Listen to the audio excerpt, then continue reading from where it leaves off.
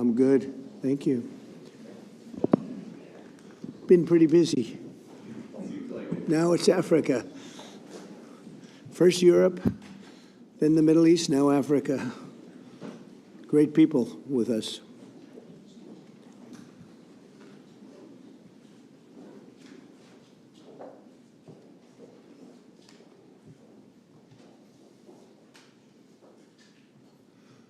Well, thank you very much, everybody, for being with us today. And I want to thank you, all of these great leaders, for joining us as we welcome to the White House the presidents and prime ministers and various other forms of dignitary to this wonderful place. Is nothing like the White House to me. We are represented today, and your continent is represented by Gabon, Guinea-Bissau, Liberia, Mauritania, and Senegal, all very vibrant places with very valuable land, great minerals, great oil deposits, and wonderful people. Last month, the U.S.-Africa Business Summit had recorded an attendance record, actually, and generated $2.5 billion in new economic deals for the United States. On June 27th, the foreign ministers of the Democratic Republic of the Congo and Rwanda visited the White House to sign a historic peace agreement that we worked out. They've been fighting for 30 years. 7 million are dead, and they think the number is actually quite a bit higher than that. It's been a long and vicious fight, and I just wanted to say that the countries represented were very happy that we were able to solve that problem. I think over the next couple of weeks, the leaders of both countries will come to sign the final agreement. As you know, we had foreign ministers last week, but we're going to be signing an end to the horrible 30-year war. It's been going on for a long time. I've been reading about it, hearing about it, and it was a vicious war. It was a terrible war. I want to thank our outstanding senior advisor for Africa, Masad Boulos, for helping to mediate this breakthrough. He was very much involved in that settlement. Most people thought it couldn't be done. But there's still much more to be done, and we're going to be facilitating peace also in places like Sudan, where they have a lot of problems. Libya and others, we have there's a lot of anger on your continent, and we've been able to solve a lot of it. My administration is committed to strengthening our friendships in Africa through economic development efforts that benefit both the United States and our partners. And we're shifting from AID to trade. We had AID, or aid as we sometimes call it, right to trade. And trade seems to be a foundation that I've been able to settle a lot of these disputes, like as an example, India and Pakistan, Kosovo, Serbia. I said, you guys are going to fight, we're not going to trade. And we seem to be quite successful in doing that. To that end, we have closed the USAID group to eliminate waste, fraud, and abuse, which was tremendous waste, fraud, and abuse. And we're working tirelessly to forge new economic opportunities involving both the United States and many African nations. There's great economic potential in Africa, like few other places in many ways. In the long run, this will be far more effective and sustainable and beneficial than anything else that we can be doing together. I'm eager to work with each of you on your vital issues and also to discuss security. We've encouraged our staff at the White House to work along with these nations. There's such tremendous wealth there and potential there. We encourage the countries here today to make greater investments in defense, hopefully, of course, buying our equipment, because we do make the best defense equipment. I guess we proved that about 2 weeks ago in Iran, but we make the best equipment, best military equipment anywhere in the world by far. There's nobody close. And keep pursuing the fight against terrorism, which is a big problem in Africa. Immigration will also be on the agenda, and I hope we can bring down the high rates of people overstaying visas and also make progress on the safe third country agreements. And once again, I want to thank you all for being here, and it's an honor for me. Some of you I've met, and some of you I just got to meet, and I think it would be nice if you said a few words to the press, which is right back here. Do we have a camera over here? It'd be nice if you could, oh, there it is. You could speak to the, you don't want to turn your head so much. I do it a lot. It's not pleasant. But perhaps we could start with you, please. Thank you very much. Great gentleman, by the way. Merci pour m'avoir donné la parole, Monsieur le Président. Thank you for giving me the floor, Mr. President.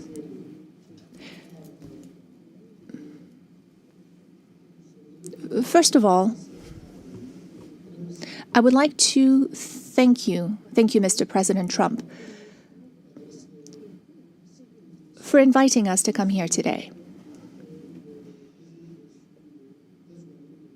I'm President Ghazouani, President of the Islamic Republic of Mauritania. Thank you, Mr. President, for this invitation and the invitation you sent to the other colleagues present here today. This is a very strong message from you, and we are receiving this message very well. This is a message of interest that you're sending to us, and it's a message that you're sending to the whole of Africa. All of this is generous on your part. We are receiving this, and we accept this message from you.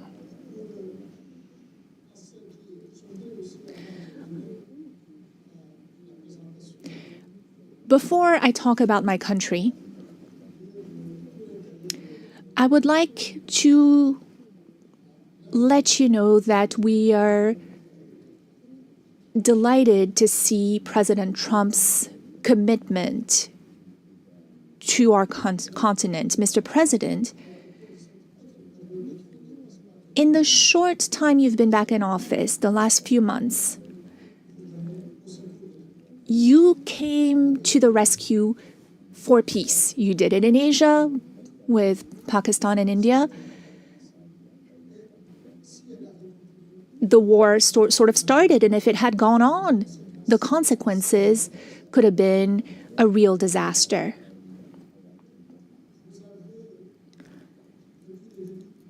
Since the beginning, you've been doing a great deal of work on the war in Europe, that is the conflict between Russia and Ukraine. You rushed to Africa to resolve a long-standing problem.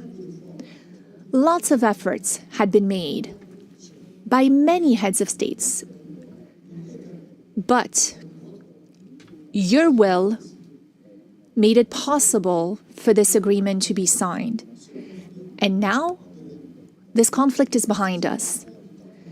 You are currently working with a great deal of enthusiasm. And you're also working on the Middle East. You're paying a great deal of attention to the Middle East. We all know how far back this conflict goes. It is a conflict that is about 80 years old. 70 years, but it is also a war that has been raging for a year and a half. And you've also talked about the human toll. Many people have died in this conflict.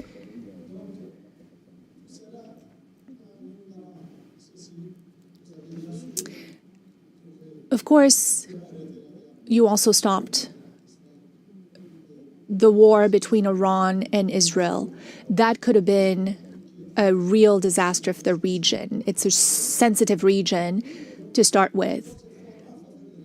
Your work in favor of peace has been tremendous, and we are also very interested in supporting peace in the same way. When there's no peace, like you said earlier today, when there is no peace, a lot of other things are lacking. When there's no peace, it is difficult to have prosperity. It is difficult to have calm, to have a sense of quietness. It's hard to sleep. It's hard to go about your business every day. You understand that well, Mr. President, and you're working on this. So thank you. Moi, je suis président. I am the president of Mauritania.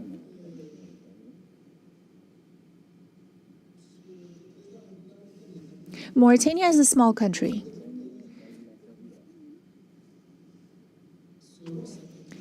Depending on the criteria you apply. If you look at the number of people who live in Mauritania, it's a small country because we have about 5 million people in Mauritania. We might just be a little bit over 5 million.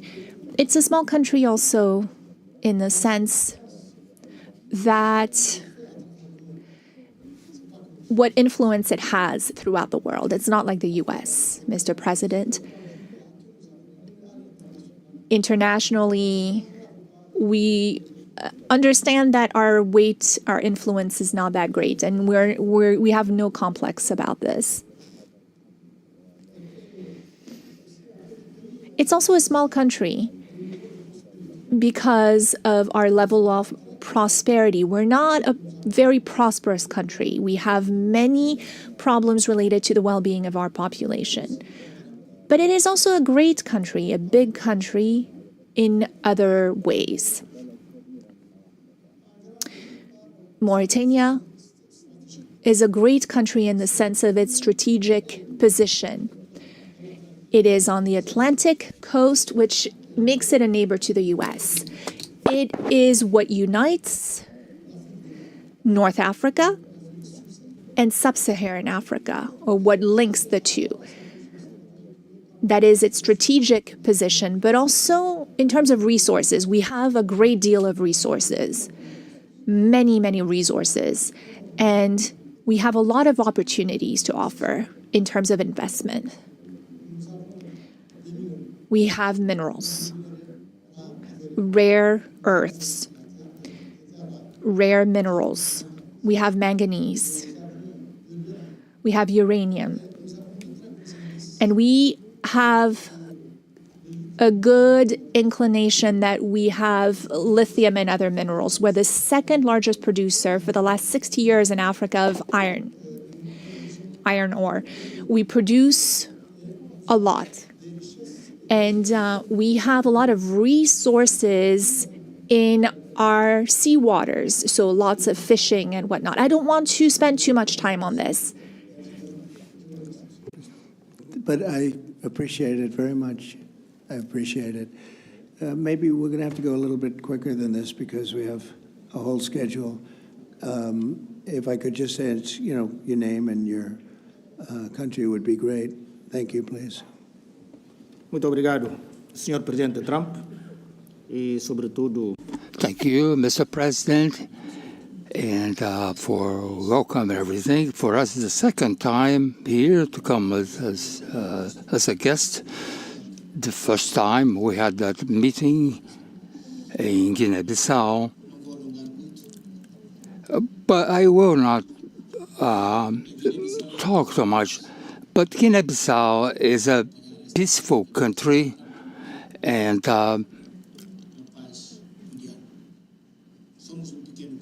we are a small country, but we are a great state. Not a great state like the United States, but we're a great country as well. And to end, we are following your dynamics and the war with Russia and Ukraine.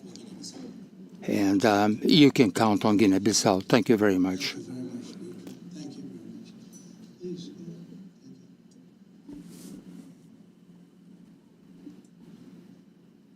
you, Mr. President. First, let me congratulate you for the recent celebration of your 249th anniversary. We did in Liberia at your embassy.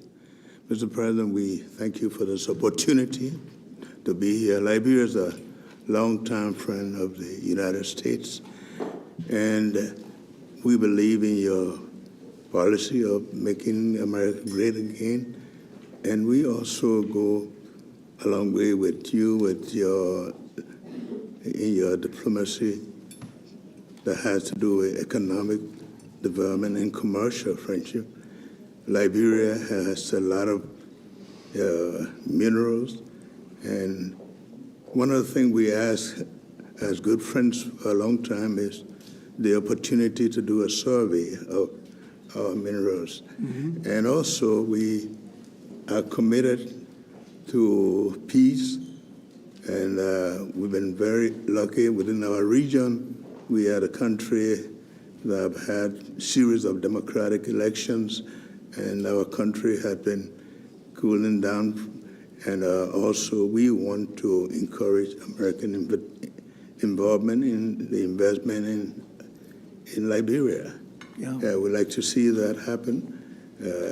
We want to work with the United States in peace and security within the region, because we are committed to that. And we just want to thank you so much for this opportunity. Well, thank you. And such good English, such beautiful. Where did you learn to speak so beautifully? Where were you educated? Where? Yes, sir. In Liberia. Yes, sir. Well, that's very interesting. It's beautiful English. Sure.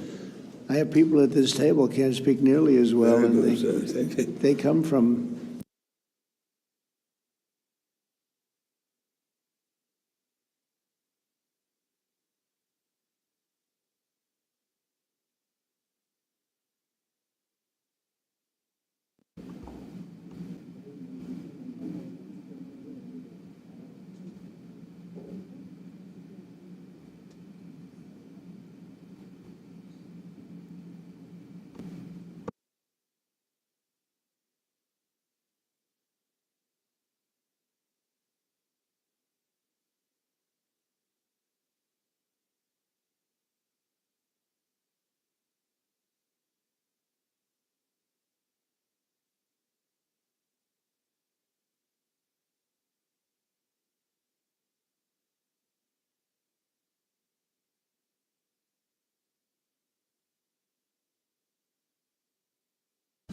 No microphone for the speaker. No interpretation.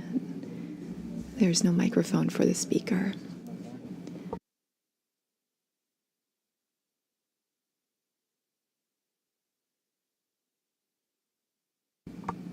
Still no microphone for the speaker.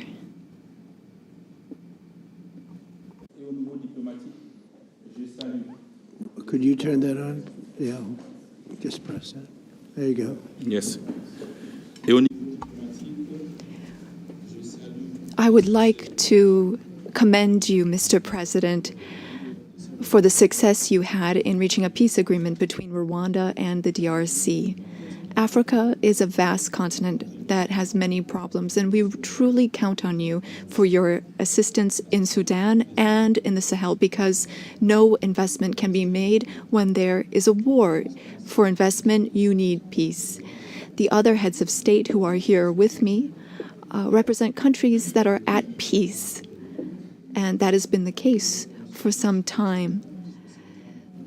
When we also have raw materials, minerals, rare earths. We are not poor countries.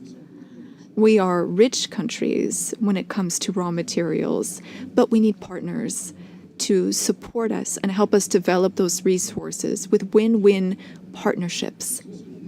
That is our wish. I often listen to your remarks and speeches, Mr. President. We also want our raw materials to be processed locally in our country so that we can create value and to create jobs for youth so that they stop dying. They are crossing the sea, the ocean, to go to other countries. That is what we want, to have local processing of raw materials. Gabon is a rich country. We have over 2 million inhabitants and a great deal of diversity, raw materials, oil and gas reserves, and we would like those resources to be tapped using an economic model that fits. Since our liberation, we have changed how we do trade. We have focused on transparency and bids for anyone who wants to come invest in our country. If you follow the news, we have also worked on agreements with the European Union, and we wanted to review those because we didn't think that those were win-win opportunities. So our market is open. We want to process manganese locally, which you purchase through a company called Aramet. And I'm sure that it's more expensive compared to when you can come and buy it directly from us. In order to do this local processing, we need 8 to 10 gigawatts of electricity. Again, this is an open bid. Any American company that wants to invest in electricity in Gabon is welcome to take advantage of that opportunity. Now, looking at defense, the Gulf of Guinea is an issue. There is maritime piracy in that area, and we want to work together to stabilize it. You said you had the best equipment, the best military equipment, and that's what we'd like to have so that we can stop maritime piracy in the Gulf of Guinea. We can't do it alone. We need a reliable and strong partner that is committed and that takes real steps, real action. We also need to be pragmatic, and that's what you are. And I'm a general, and I am too. I'm pragmatic. I like it when things move quickly. Our country is free, open to one and all. You are welcome to come and invest. Otherwise, other countries might come instead of you. Thank you. Good job. Thank you very much. Appreciate it. Okay. Thank you so much, Mr. President. I would like to thank you for this invitation. It is an honor for us to be here at the White House and to have this opportunity to speak with you about the new partnership that you are putting in place with Africa, particularly for investment. I also wanted to commend you for your commitment to peace throughout the world and the incredible diplomatic success that you had with the DRC, as my colleagues mentioned. You said that this put an end to a long war that claimed many lives, and thankfully, you were here to put an end to this 30-year war. I also wanted to express that Africa supports all efforts to bring back peace to Sudan, Libya, and in the Sahel.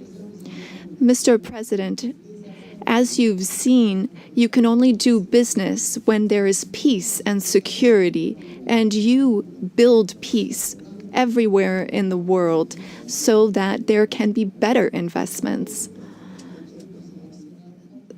The entire world is grateful to you for this. Now, with respect to my country, Senegal, I've been president for some 15, 16 months now, and I want to reassure all American investors about our country's political stability and our favorable regulatory environment, which we are continuously improving upon in order to attract more investment. I wanted to speak about two projects that I think are an exceptional opportunity. I will speak about the U.S. Ecological Survey, which can help assess the potential of the minerals in our country. And thanks to American companies, we've been able to discover oil and gas. Some 950 billion cubic meters of gas that we can tap into in order to support our economy. And again, here we were able to do this with an American company. Another project I'd like to mention, and again, I would like to invite American investors to take part in this. It's for a digital city. We identified a space within the city of Dakar. It has a view of the sea. It's on some 40 hectares, and this is a great opportunity for American tech companies to come in and make Dakar a tech city open to Africa. I was wondering what your secret was for resolving all these complex crises, and I know you are a tremendous golf player. Golf requires concentration and precision, qualities that also make for a great leader. Senegal has exceptional opportunities to offer, including in the area of tourism. So perhaps an investment could be made in a golf course in Senegal. It would just be 6 hours by flight from New York, from Miami, from Europe, or from the Gulf, and that would be an opportunity for you to show off your skills on the golf course too. Thank you for your attention, sir. Nice. It's some way to show off my skills. It's a long trip to show off my skill. But that's really nice, and he's led a very interesting life. He looks like a very young person. He's a little older than he looks, but a fantastic job. He was treated very unfairly by his government, and he prevailed. And so congratulations on that. Really, congratulations. It was a great job. And you've all done a fantastic job, and so we'll be talking to you as we have the meal. Do you want to ask any questions, please? Where's my reporter from Africa? There you are. How are you? She's very famous in Africa, see?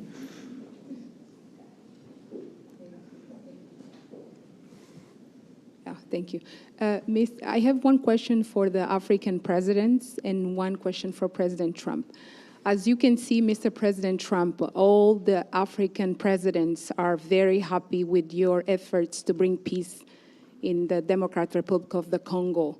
My question to you is, today you are making history by receiving 5 African presidents and showing the interest of the United States to collaborate and to work close with the African nations. African continent is watching, African youth is watching, and this new approach that your administration is taking to deal with African nations, not only based on help, but in doing business that everybody can win, is really much appreciated for all the Africans. My question is, are you planning, Mr. President, in the future to travel to Africa to see firsthand all those countries in Africa, all those potential that those countries have? And for the African leaders, my question is, as you can see, President Trump is working to bring peace not only in Africa, but also in the world. Are you all considering to nominate President Trump for a Nobel Prize Peace? That's a very nice reporter.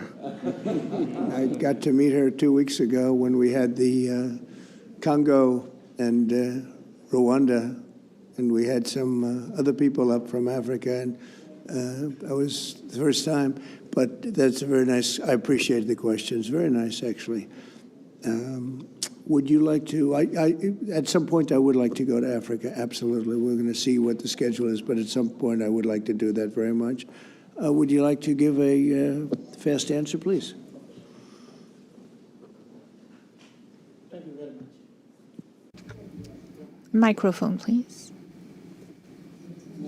Please. Of course, on soutient cette dynamique. We are in favor of this dynamic for peace. We are very committed on peace. I am the first head of state who went to Russia and who went to Ukraine both since the start of the war.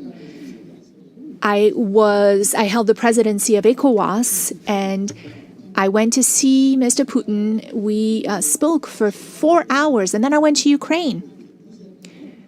I spent 12 hours on a train to speak to President Zelensky. But now the weight of President Trump is something else altogether. We are with you. We are behind you to see what we can do to help bring peace back. No one wins when there's war. So you have our support so that we can bring peace back. Thank you. Thank you very much. Appreciate it. Go ahead, please. Thank you, Mr. President Trump. Thank you for your questions. A Nobel Peace Prize, while I don't see any problem with it, I think that President Trump deserves it for all the efforts that he's worked on. And he brought peace back in the SIAC region. That is my region, the region where DRC and Rwanda signed a deal. And so he is now bringing peace back into a region where that was never possible. So I believe that he does deserve a Nobel Peace Prize. That is my opinion on this. Well, thank you very much. Very nice. Thank you. I didn't know I'd be treated this nicely. This is great. We could do this all day long. Thank you very much. Please, go ahead. Mr. President, I believe that we have to continue to support America in the strength to be able to bring about peace in the world. America is a melting point and also a country that we all look forward to. And I want to encourage you, because without peace, we can't have a world to live in. And we stand with you on that. That's right. Thank you. Well said. Please. Thank you, Mr. President, and thank you for your question. Very important question indeed. Forgive me for saying this, but unfortunately, I don't really understand. I don't know how things work when it comes to Nobel Prizes, but I can guarantee you that Mauritania would never be opposed to President Trump receiving a Nobel Peace Prize, because he's already working very hard in favor of peace throughout the world, with no distinction, no regard to what continent it's on, and he's working on areas where there are tensions everywhere, and he's committed towards peace, and our world needs more peace. Thank you. Very much. Thank you. Thank you very much. The jury will decide. It's not a matter of voting amongst our countries, but what is for sure is that the results and the work has been done in such a short amount of time show that you would be a good recipient. And I'm sure that the jury sees that, and the rest of the world sees it as well and understands it. When the time comes, I think everyone will see that it is a deserved prize. Congratulations on what you've done so far. If we took a poll, I think you would be very far ahead in those polls. It's very nice. All of you, thank you very much. I appreciate it. Peter? Thank you, President Trump. James Comey and John Brennan, now under criminal investigation related to the Trump-Russia probe. Do you want to see these two guys behind bars? Well, I know nothing about it other than what I read today, but I will tell you, I think they're very dishonest people. I think they're crooked as hell, and maybe they have to pay a price for that. I believe they are truly bad people and dishonest people, so whatever happens, happens. And now, a few weeks after the strikes that you ordered on the nuclear facilities in Iran, there is an Iranian official who says you, President Trump, have done something that he can no longer sunbathe in Mar-a-Lago. As you lie there with your stomach to the sun, a small drone might hit you in the navel. It's very simple. Do you think that's a real threat? And when is the last time you went sunbathing anyway? It's been a long time. It's been a long time. I don't know. Maybe I was around 7 or so. I'm not too big into it. Yeah, I guess it's a threat. I'm not sure it's a threat, actually, but perhaps it is. And on one other subject, two Democratic senators now, Cory Booker and Alex Padilla, have a new bill out. They want to require CBP and ICE officers to have legible IDs, and they don't want CBP or ICE officers covering their faces. Would you ever sign that? Well, they wouldn't be saying that if they didn't hate our country, and they obviously do. I'm surprised that they would do it, knowing a little bit about them.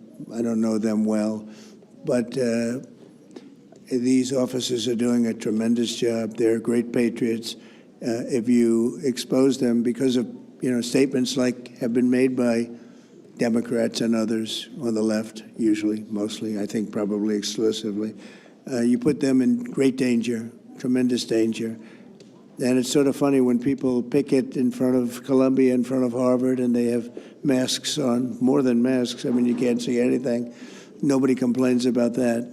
But when a patriot who works for ICE or Border Patrol puts a mask on so that they won't recognize him and his family, so they can lead a little bit of a normal life after having worked so hard and so dangerously, there's a problem with that. So they have this is the problem with the Democrats. They have a lot of bad things going on in their heads. They've really become they've lost their confidence, number one, and they've become somewhat deranged. I want to do whatever's necessary to protect our great law enforcement people, and they are right at the top of the list. And your agriculture department also announced this week that they are going to start limiting Chinese ownership of American farmland. Why do you think that the Chinese have been buying up all this farmland in our country so close to military installations? Well, I don't want to get into that. I have a very good relationship with President Xi. We're going to see, and I'm going to, they're going to be making a recommendation to me, but we have a very good relationship. As you know, they're paying a lot of tariffs to the United States now, and so I'm not going to get into that right now. Yeah, please. Yesterday, the Wall Street Journal reported that the White House was weighing whether to send another Patriot air defense system to Ukraine. Can you confirm that reporting? They would like it. They've asked for it. They're very rare indeed, because a lot of systems have been sent to Ukraine. But they would like to. I know they made the request. We're going to have to take a look at it. It's very expensive system. It's a shame that we have to spend so much money on a war that would have never happened if I were president. That's a terrible, terrible war over there, and it's really a shame. It's very sad. When you talk about a system like that, highly sophisticated, tremendous amount of money, and they're doing it because they want to prevent death. They're getting hit hard, very hard. So we're looking at it.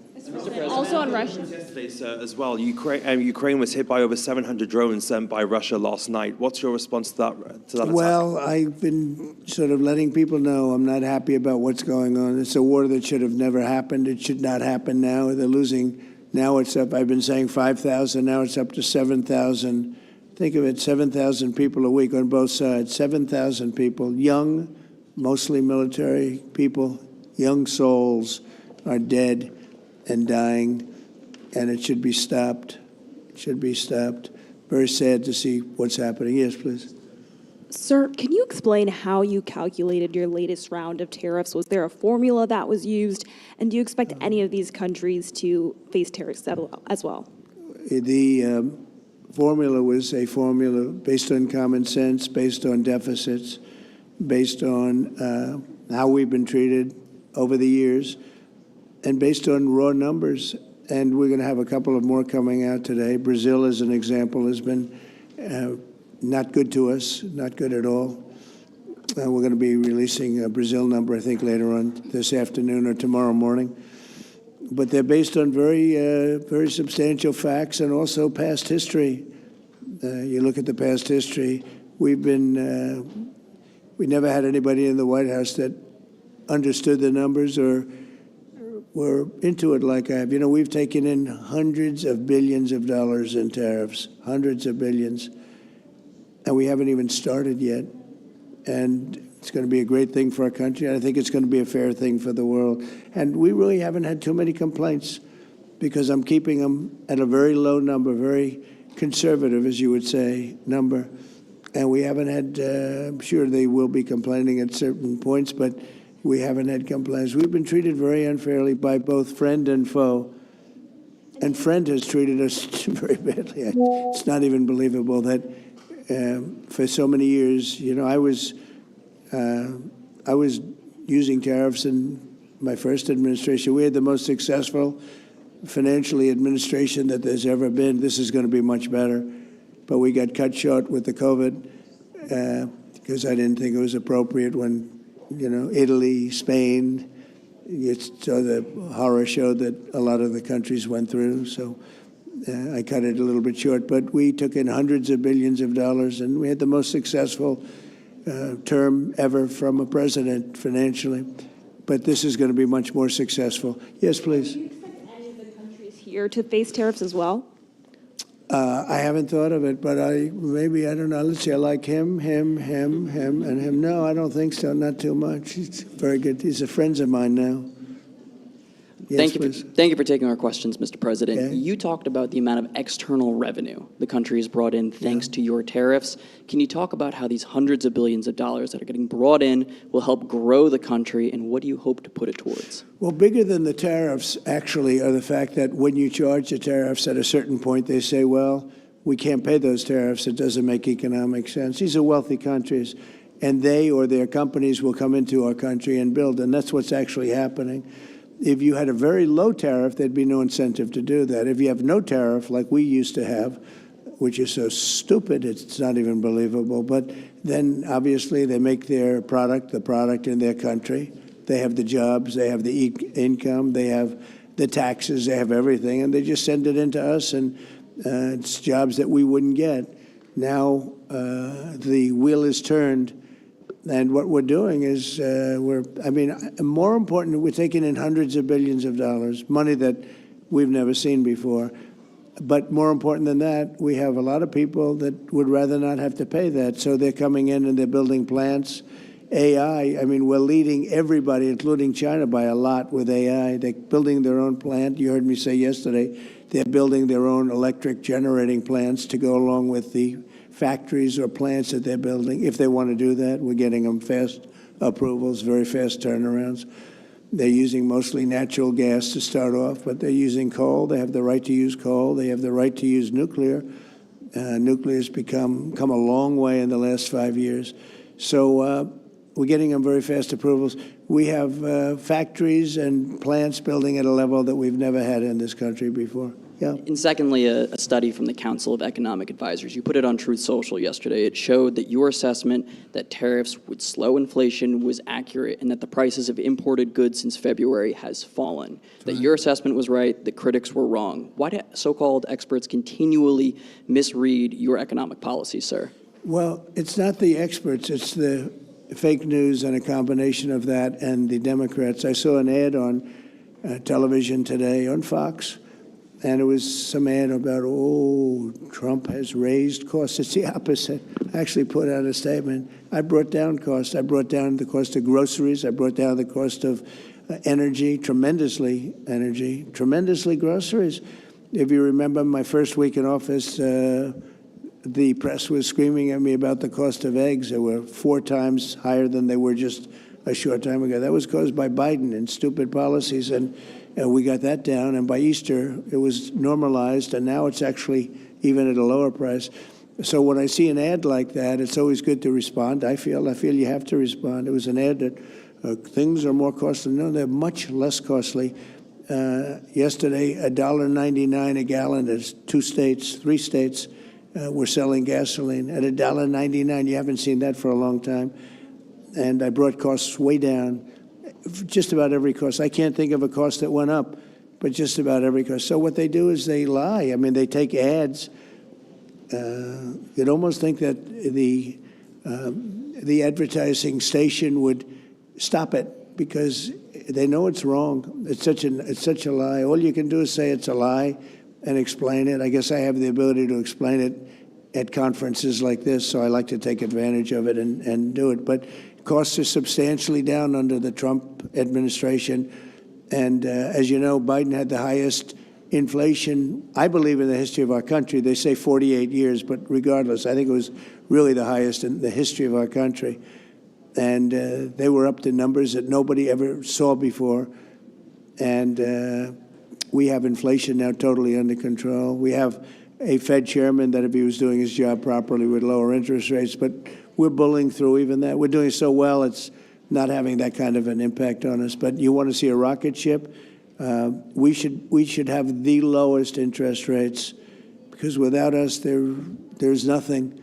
And we have a strong country now, and we're taking in a lot of money. And other countries aren't even complaining. They got away with murder. They took advantage of a lot of very stupid people that sat in the seat, very stupid people, or people that didn't understand business or something was going on. But hard to believe that they got away with it for so many years. But now, and I'm treating them very fairly. Again, we have countries with tremendous deficits with us, where we have, where we essentially lose a lot of money. And we are changing that around very rapidly, and I think it's about time somebody did it. Sir, President? Yeah, please. Sir, yesterday you said that you were not sure who ordered the munitions halted to Ukraine. Have you since been able to figure that out? Well, I haven't thought about it, because we're looking at Ukraine right now and munitions, but I have not gone into it. What does it say that such a big decision could be made inside your government without you knowing? I would know. If a decision was made, I will know. I'll be the first to know. In fact, most likely I'd give the order, but I haven't done that yet. Yeah, please. Can I ask how your meeting with Netanyahu went over the last couple of days, and how realistic do you think a ceasefire is this week? Well, we're talking about Gaza for the most part. I think we have a chance this week or next week. Not definitely. There's nothing definite about war and Gaza and all of the other places that we all deal with so much, but there's a very good chance that we'll have a settlement, an agreement of some kind this week, and maybe next week if not. On Africa as well, sir. The African Growth and Opportunity Act, which has been central to many sub-Saharan countries having access to the U.S. market, that's due to expire in September. Are you hoping to extend that beyond it? Well, we'll take a look at that. Yes, please. Thank you. That's up to Congress to take a first crack at. We know that program's been in place for about 20 years, and at the end result of that, we see a lot of other countries operating in Africa. We still see a lot of tariff and non-tariff barriers in Africa. So I think any discussion about that act would also have to think about how we address those kinds of barriers. Yeah, Peter. President Trump, in Alvarado, Texas, a few days ago, 10 people wearing all black allegedly set off fireworks outside an ICE office to lure the officers out so they could ambush them, shoot at them. They had guns and vests and two-way radios. Do you think that this was an isolated incident, or do you think there's a national threat of a left-wing militia that is targeting ICE and CBP? Well, I think you have some very stupid people in the left who have some money that are making it available to these people, because you look at the guns they had, they were brand new. You look at even the clothing they were wearing, it looked like it just came out of some military shop. So you have some very stupid people that, if anything ever happened, they'd be the first to go. They don't understand that. They'd be the first to go. They'd be the first ones hit. But there is money being put behind people. When you look at the weapons they have, the newness of the weapons, rifles that just came out and they have the latest model. So there's something going on, and we'll get to the bottom of it. And what do you think the penalty should be for these people who are, if they are found guilty, for people Very who stiff. shoot at ICE officers? Very, very stiff. Very stiff. A long time in jail, a long time. And one got hit yesterday in the neck, and he fortunately is going to be okay, but he got hit yesterday in the neck. No good. And What would you think if I read you a quote from a lawmaker who says about ICE, to abolish it, to treat them as criminals or anything that is inappropriate and outrageous? And I told you that that was Democrat John Fetterman. Wow.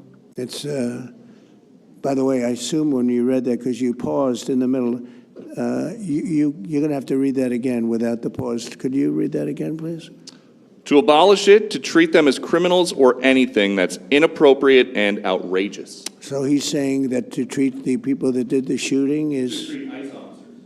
Oh, okay, good. Because the way you read it, it really was the opposite. But that's okay. That's all right. I think that's what he meant. No, the new John Fetterman is exactly what you said. He's right.